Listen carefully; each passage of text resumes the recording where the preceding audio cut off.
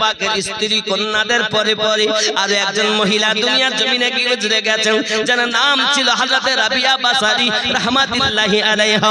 বলে আমার মা খালা শুনুন, তিনি এক মনিবের গোলামি করতেন দুনিয়ার জমিনে। সারা দিন উনি গোলামি করতেন, রাতের বেলা উনি আপনার কিনা ঘরের ভিতরে রাতটাকে বেছে নিতেন। আজকে রাত আমার রুকুতে কাটবে, আজকে রাত আমার সেজদা করে কাটবে, আজকে রাত আমার কিয়াম করে করে কাটবে। ওরে আমার সোনা মানিক, রাতের বেলা ইবাদত বندگی করতেছেন। এমন সময় চোখ যদি ঘুমাতে চাই, চোখ যদি আপনার বয়ে আসে, একটু চোখ যদি ঘুমাতে চাই, সঙ্গে সঙ্গে উনি আপনার লবণ দিয়ে পানি গুলে গুলে রাখতেন, ওই পানিটা আপনার চোখে ছিটা মেরে দিতেন। ওরে আমার যুবক, চোখে যদি লবণ যায় কেমন কষ্ট হয়, কত না আপনার বেদনা হয়। আম্মা জান হযরত রাবিয়া বাসারী সালামুল্লাহি আলাইহা পৃথিবীর জমিনে তিনি আপনার চোখটাকে ডেকে ডেকে বলতেন, ওরে আমার চোখ, দুনিয়ায় ঘুমাতে চাস না, একটুখানি তুই আল্লাহর ইবাদত বندگی করলে।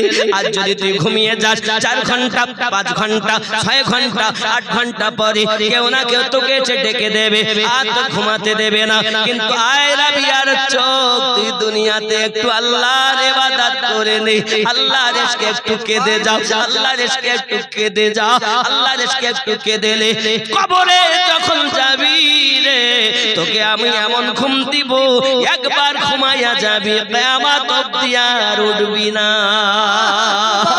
এ আমার মা খালা, পৃথিবীর সরজমিনে হযরত রাবিয়া বাসারী রাহমাতুল্লাহি আলাইহা এমনি করে সারা রাত ইবাদত বندگی করেছেন। শুধু কি তাই নাকি বাবা, উনি আপনার রুকুর জন্য বেছে নিতেন রাত। আজকের রাত আমার রুকু করে কাটবে বাবা, সারা রাত রুকুতে কাটিয়ে দিয়েছেন। মহান আল্লাহর ইশকে তিনি পাগলের মতো হয়ে কাটিয়ে দিয়েছেন। আমার জননীরা, এই জগতের বুকে যদি আমার মা ইবাদতি হয়, তার কোলের সন্তান, পেটের সন্তান নেককার এবং নেককারিনী জন্ম নেবে, এতে কোনো সন্দেহ নাই। জোরে বলুন ইনশাআল্লাহ। সুবহানাল্লাহ। আরো জোরে বলুন সুবহানাল্লাহ। এই যুবক, পৃথিবীতে আমাদের চিন্তা চেতনা আসলেই খারাপ। আমি যে খেয়াল করুন, রাবিয়া বাসারী রাহমাতুল্লাহি আলাইহার কাজে যদি একটু ত্রুটি হতো, চাবুক মারতো। এমন করে বাসরা নগরের নিয়ম ছিল বাবা, যখন যাকে চাবুক মারা হবে সে যত সময় জীবন মাটি সজ্জা না হবে চাবুক বন্ধ করা হয় না। একদা তার মনিব তাকে ডাক দিয়েছে, রাবিয়া। উনি তখন নিকটে এসেছেন। এমন সময়তে বাড়ি কিছু মেহমান রাবিয়া বাসারীর এই হাঁটুর নিচে বাবা আমার টাঙের কাছে কিছু গোশত সরিয়েছে, চাকুতি হাড্ডিটাকে বার করে দিয়েছে। একটা পাখি জবাই করে তার হাড্ডি আর মানুষের হাড্ডির মধ্যে কোনো পার্থক্য আছে কিনা মুনিব তাদেরকে আপনার কিনা দেখায়। কারণ তৎকালীন যুগে চাকর এবং চাকরানি যারা নৌকরি থাকতো বাবা আমার, গোলামি করতো, তাদেরকে মানুষ বলে তারা গ্রাহ্য করতো না, যাহা ইচ্ছা তাই করতো, যেমন পারতো জুলুম অত্যাচার করতো বাবা। ঠিক তদরূপ রাবিয়া বাসারীর কোনো চিন্তা তারা করে না বাবা। পায়ে অল্প একটু কাপড় দিয়ে মলম দিয়ে বেঁধে দিয়েছেন। রাবিয়া বাসারী রাহমাতুল্লাহি আলাইহা ওই দিন যখন বাসায় গিয়েছেন, আল্লাহ পাকের দরবারে হাত পেতে দিয়েছেন, মালিক, আজকের রাত আমার কিয়াম করার রাত ছিল। আল্লাহ, গত রাতে আমি সিজদা করে কাটিয়েছি, আজকের রাত আমার কিয়াম করে কাটানোর রাত। আয় আমার মালিক, কিন্তু আমার মনিব আমার পা এমন ভাবে কেটে দিয়েছি, আমি রাবিয়া দাঁড়াতে পারছি না গো আল্লাহ। আজ আমি সিজদায় পড়ে তোমার ইবাদত করি। আল্লাহ, তুমি আমার প্রতি নারাজ হয়ে যেও না, তুমি আমার প্রতি অসন্তুষ্ট হয়ে না। মালিক আমার, আমি তোমায় দেখতে চাই, তোমার ইশকের দরিয়ায় আমি রাবিয়া ডুব দিতে চাই। ইশকে আলাদা। শুধু তাই নয় বাবা, হযরত রাবিয়া বাসারী রাহমাতুল্লাহি সালামুল্লাহি এমনি করে রাহমাতুল্লাহি আলাইহা পৃথিবীর জমিনে এমন ছিলেন বাবা, এমন করে রাতের বেলা ইবাদত বندگی করেন। রাতের বেলাতে আপনার পায়ের হালাত এমন করে কান্নাকাটি করতেছেন। আল্লাহ, আমার মনিবকে আপনি হেদায়েত দেন, আমার মনিবকে আল্লাহ আপনি কলেমা নসিব করে দিন, আমার মনিব যেন আল্লাহ তোমার পাগল হয় তৌফিক দিন। এমন করে আপনার দোয়া চাচ্ছেন। ওই মনিব রাতের বেলাতে না ঘুমিয়ে সারা রাত আপনার ঘুরতেছেন। ঘুরতে ঘুরতে কি মনে হয়েছে, ওই দিন রাবিয়ার ঘরের দিকে যেই না আপনারা গিয়ে গেছেন, রাবিয়ার ঘরের দিকে গিয়ে যাওয়ার পরে দেখে আকাশ থেকে একটা নূরের শিকল ঘরে প্রবেশ করে, আর ওই শিকলের মাঝে যেন একটি হ্যালোজিনের মতো আলো জ্বলে, আর ওই আলোয় পড়ে রাবিয়া আল্লাহর দরবারে ফরিয়াদ করে, মালিক আমার মনিবকে তুমি হেদায়েত দান করো। সুবহানাল্লাহ। মনিব চিন্তা করছে, আল্লাহ যে মেয়েটাকে আমি এত আঘাত করলাম, ওই মেয়েটা আমার জন্য দোয়া করে, সত্যি আমার আঘাত করা ভুল হয়ে গেছে, আমার অপরাধ হয়ে গেছে। মনিবের আর ঘুম হয় না, সারা রাত অপেক্ষা করে রাবিয়ার জন্য। সকালবেলা ইশরাকের নামাজ পড়ে যখন আম্মা আমার চলেছেন ওনার বাড়ি কর্মে, এমন সময়তে ডাক দিচ্ছেন, মা রাবিয়া কাছে আয় না মা।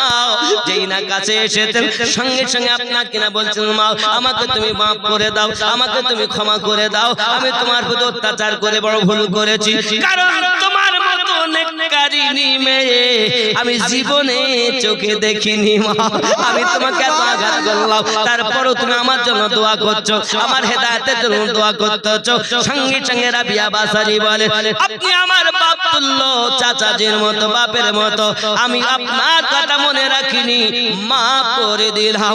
এমন মাফ যখন করে দিয়েছে, সঙ্গে সঙ্গে মুনিব বলছেন, মা রাবিয়া আজ থেকে তোমাকে আমার ঘরে দাসী হয়ে জীবন যাপন করতে হবে না, তুমি আমার কন্যার মতো বাড়ি থাকবে। সুবহানাল্লাহ। আজ থেকে আজাদ, যেখানে ইচ্ছা তুমি যাও, বাধা নাই। রাবিয়া বাসারি দেখেন, আমি যখন জায়গায় এলাম, জায়গা আমার পরিষ্কার হয়ে গেল। এবার উনি বলছেন, চাচাজি আমার মন ভালো লাগে না। আমি শুনেছি ইলমে মারিফাত হাসিল করার জন্য আল্লাহর একজন প্রিয় বান্দা আছে নিকটে, যার নাম হলো হযরত হাসান বসরি রাহমাতুল্লাহ আলাইহি। জুরি বলুন না সুবহানাল্লাহ। হযরত হাসান বসরি রাহমাতুল্লাহ আলাইহির কাছে রাবিয়া বাসারি গেলেন, যাওয়ার পরে উনি আপনার কিনা বায়াত গ্রহণ করে নিলেন। আরো জোরে বলুন সুবহানাল্লাহ। কারণ মহান আল্লাহ পাক কোরআন মাজিদের সূরা আল কাহফের 17 নম্বর আয়াতের ভিতরে জানিয়েছেন, বিসমিল্লাহির রহমানির রহিম।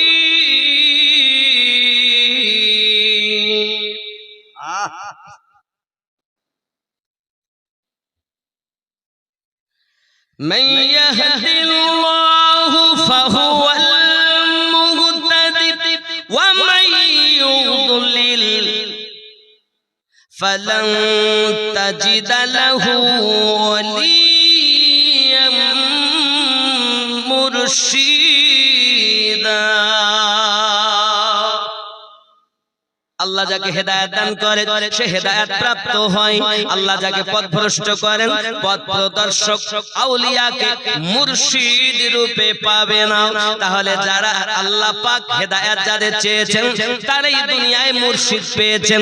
আর যারা মুর্শিদ পায়নি, আল্লাহর কোরআন মোতাবেক তা আল্লাহর নিকটে হেদায়েত প্রাপ্ত হয়নি। মুর্শিদ যারা পায়, আল্লাহর নিকট হেদায়েত প্রাপ্ত তারাই। জোরে বলুন সুবহানাল্লাহ। মুর্শিদ গাউসে পাক মুর্শিদের গোলামি করেন।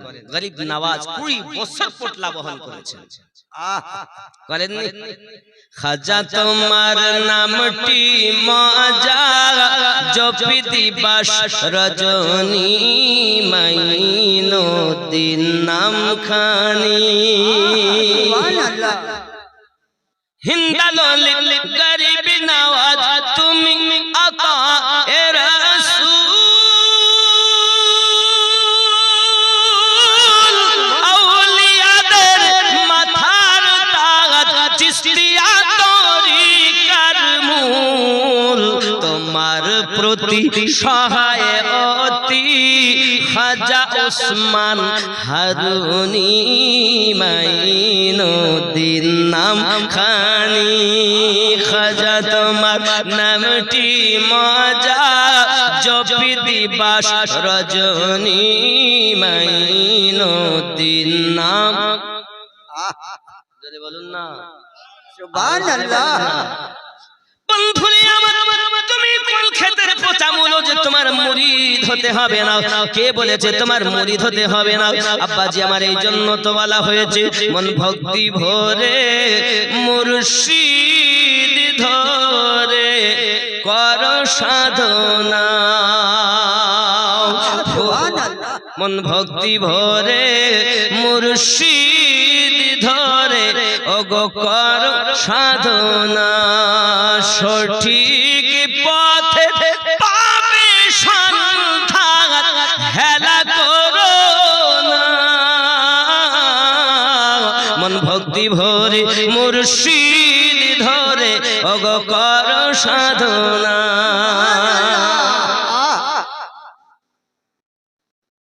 একটা কলি বলি এই গজলে, ফুলের মধ্যে মধু আসে গোবরে পোকা কি তার টের পেয়েছে, ফুলের ভিতর মধু আসে গোবরের পোকা কি তার টের পেয়েছে, কেবল মৌমাছি মধু চুনেছে মধুপূর্ণ মোচা খানা, মন ভক্তি ভরে মুর্শিদ ধরে ওগো কর সাধনা। সোনার খনি থাকলে তোমার ওগো সদন নইলে সবই বেকার, সদনকারী হয় স্বর্ণকার, সদনকারী হয় স্বর্ণকার, এসিটি পুরি করে পাকা সোনা, মন ভক্তি ভরে মুর্শিদ ধরে কর সাধনা। পীর ধরবা না, সাধনা করবা, কচু পাও, কিছুই জানো না। ইবাদতের মর্ম, ইবাদতের হাকিকাত তুমি জানো, হাকিকাত জানো, ইলমে তাসাউফ হাসিল করো। আজ কত দল, কত মত, কত পথ, কিন্তু ইলমে তাসাউফের অভাব বলি এত। আর ইলমে তাসাউফ যদি আমাদের ভিতরে থাকতো তাহলে এই জিনিসগুলো আমাদের মধ্যে থেকে দূরে সরে যেত। অভাব একটি, সেটা ইলমে তাসাউফ। মসজিদ সুন্দর, নামাজিও ভর্তি, আল্লাহ রাসূল বলেন, কিন্তু এমন হালাত হবে মানুষের ভিতরে যে জিনিসটি দরকার ওটাই থাকবে না। তার নাম কি? তার নাম কি? ঈমান। বাপজি, আগে ছিল মসজিদ কাঁচা, মানুষ ছিল ঈমানদার পাকা, আর এখন মসজিদ হলো খুব পাকা, ঈমানদার বড়। ঠিক না বলে? সুন্দর, লক্ষ লক্ষ টাকা ব্যয় করে মসজিদ করছে, কিন্তু আসল জায়গায় খালি। আর আমি আপনাদের কদমে হাত রেখে বলি, বাপ আগে এই জায়গাটা ঠিক করে। চেহারা সুন্দর করার জন্য কত রকমের সাবুন, ফেস ওয়াশ, কত রকমের ক্রিম ব্যবহার করি, কেন? এটাকে মানুষ দেখবে। এটাকে কে দেখবে? মানুষ দেখবে। তাই চেহারার জন্য যদি এত ট্রিটমেন্ট করতে হয়, তা দিলটা আল্লাহ দেখেন, আল্লাহ চেহারা দেখেন না। তা মানুষ দেখার জন্য যদি এত ট্রিটমেন্ট করতে হয়, তা যে দিল আল্লাহ দেখেন, সে দিলটা আমাদের কেমন ট্রিটমেন্ট করা দরকার। একবারও করেছে? একবার এই বিচার নাই আমাদের মধ্যে। হযরত রাবিয়া বাসারি রাহমাতুল্লাহি আলাইহা মুরিদ যখন হলেন ওনার কাছে, মুরিদা হয়ে গেলেন, উনি আপনি ইলমে তাসাউফের পথে উনি রওনা দিয়েছেন। ইবাদত বندگی করেন, ইবাদত বندگی করতে করতে ওনার হালাত এমন হয়ে গেল, একদিন উনি নীল নদের কিনারাতে বসে আছেন। বাবা, এমনি করে আপনার কিনা দেখা গেল হাসান বাসী দেখতে পাচ্ছেন রাবিয়া দাঁড়িয়ে বসে বসে ইবাদতে মশগুল হয়ে আছেন কিনারায়। এমন সময় উনি যায় নামাজের পাটি পানির উপরে বিছিয়ে দিলেন, যে রাবিয়া বলছেন, আয় মা রাবিয়া, একটু দরিয়া ভ্রমণ করে আসি। রাবিয়া বাসারি দেখেন আমার প্রিয় মুর্শিদ তিনি পানির উপরে যায় নামাজের পাটি পেতে দিয়েছেন। সঙ্গে সঙ্গে রাবিয়া বাসারি বলে, আয় আল্লাহর বাতাস, আমি রাবিয়া যায় নামাজের পাটি ধরো, আমি একটু বাতাসের উপরে ইবাদত করি।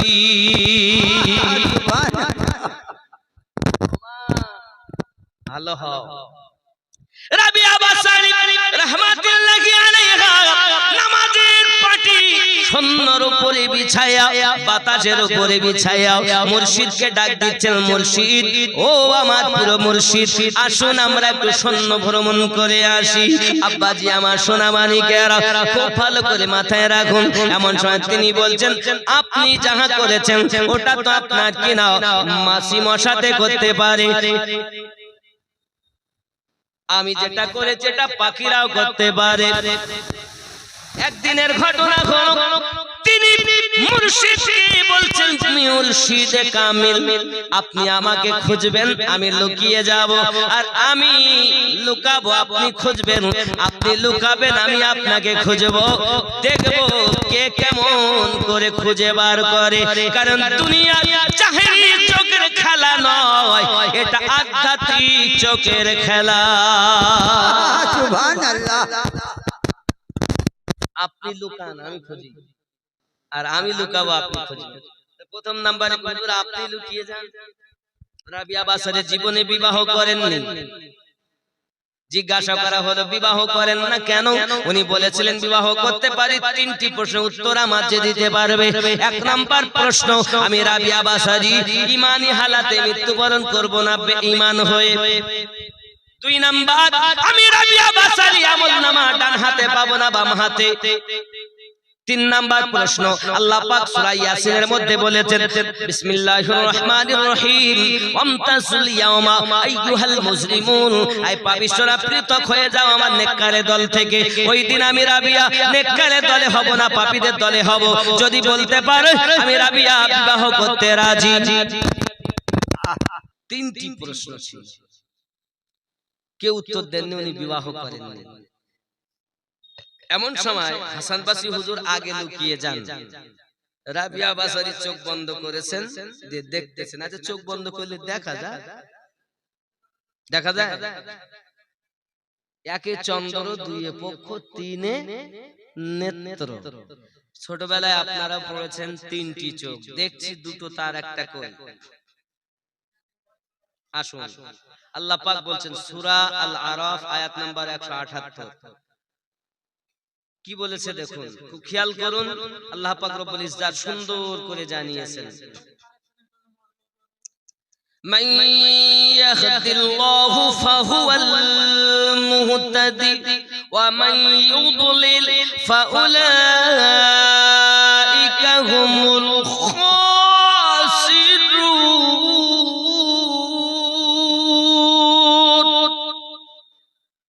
আল্লাহ পাক যাদের হেদায়েত দান করেন তারা হেদায়েত প্রাপ্ত হন, আল্লাহ পাক যাদের পথভ্রষ্ট করেন তারাই বড় ক্ষতিগ্রস্তদের অন্তর্ভুক্ত। ওয়ালাকাদ যারানা লিজাহান্নামা কাসীরাম মিনাল জিন্নি ওয়াল ইনস। হায় হায়। আর আল্লাহ পাক জিন সম্প্রদায়ের জন্য, মানব সম্প্রদায়ের জন্য জাহান্নাম তৈরি করেছে। কেন? লাহুম কুলুবুল লা ইয়াফকাহুনা বিহা, আমি আল্লাহ অন্তর দিয়েছি, তার অন্তর দিয়ে চিন্তা ভাবনা করে না। ওয়ালাহুম আয়ুনুল লা ইউবসিরুনা বিহা, আমি আল্লাহ চোখ দিয়েছি, দেখো দেখে না। ওয়ালাহুম আযানুল লা ইয়াসমাউনা বিহা, আমি আল্লাহ কান দিয়েছি, শুনো শোনে না। উলাইকা